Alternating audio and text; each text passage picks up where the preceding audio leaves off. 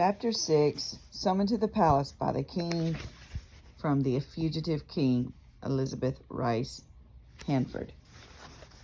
King Saul had intended to make himself happy by doing what he wanted to do, rather than doing what God wanted him to do. But Saul wasn't happy.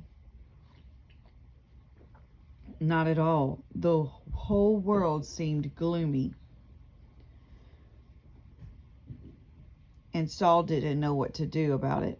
God wouldn't speak to him. The prophet Samuel had packed his bags and gone home and wouldn't give him any messages from God anymore. The Philistines were getting nastier every day. King Saul was so discouraged, he didn't know where to turn. If only he had realized it was God himself who made him sad. God was sending an evil spirit so Saul wouldn't be happy in his sin. One of Saul's servants watched King Saul pouting in the corner. "Sir, I have an idea. Let's find someone who can play a harp well. Then when the evil spirit from God comes down on you, this man could play his harp and you'd feel better." 1 Samuel 16:14-23. "All right," Saul agreed gloomily. "I'm willing to try anything. Find a man who can play well and bring him here." Another servant volunteered. "Sir, I know just the one you need.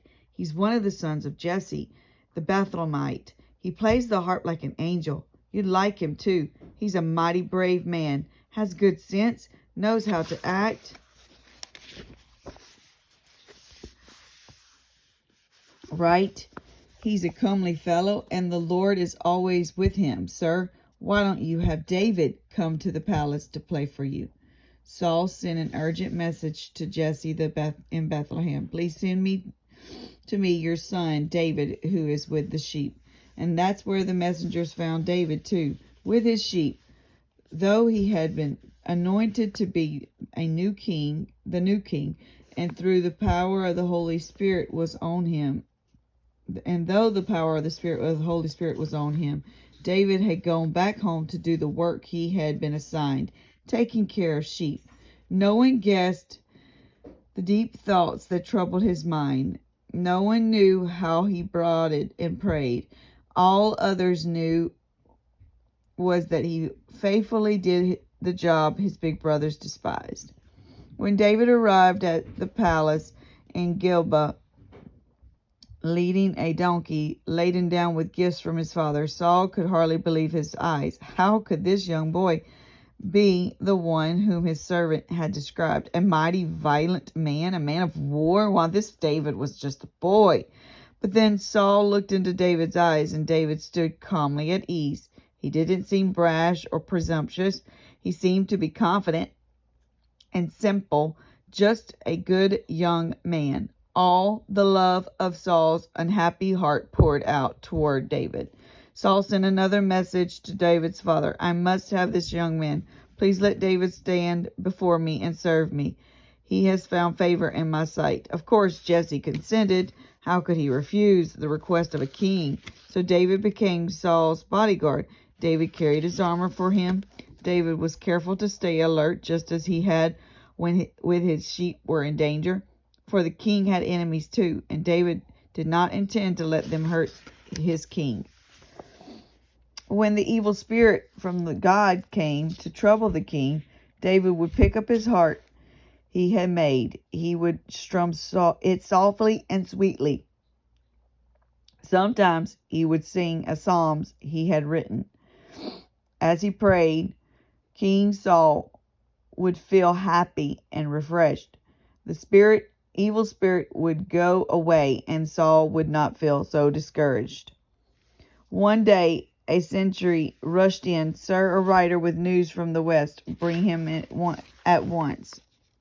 The man was breathless from the long ride. "King Saul, the Philistines are planning to attack. They've gathered their armies together at ch.6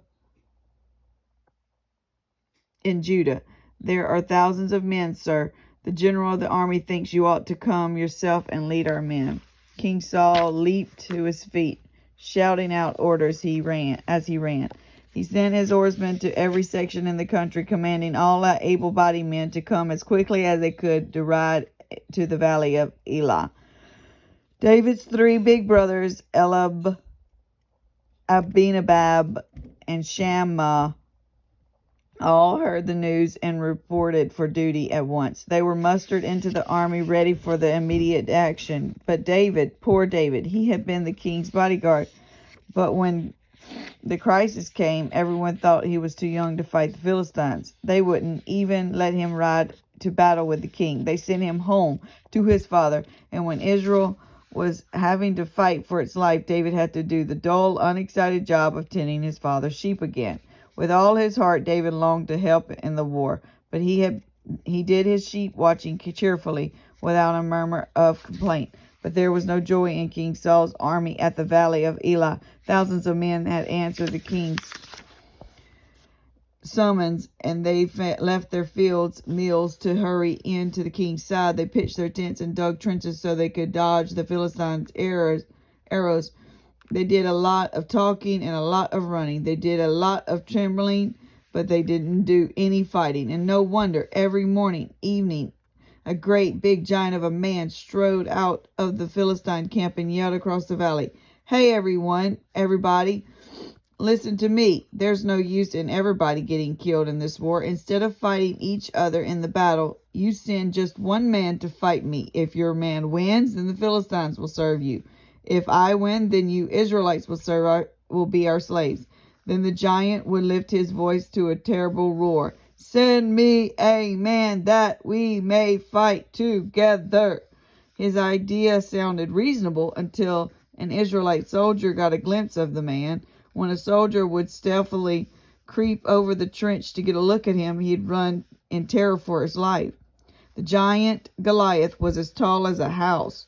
He made them feel like grasshoppers when he glared down at them from his 9-foot height. There was no use fighting that man.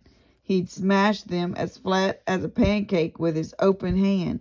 Day after weary day went by, and no one did anything, not even the king. He sat in his tent and stared into space. Some days, when Goliath would yell, the King Saul would stick his fingers in his ears just to keep the hated sound out. But fight him, King Saul would sigh and shake his head sadly. End of chapter 6.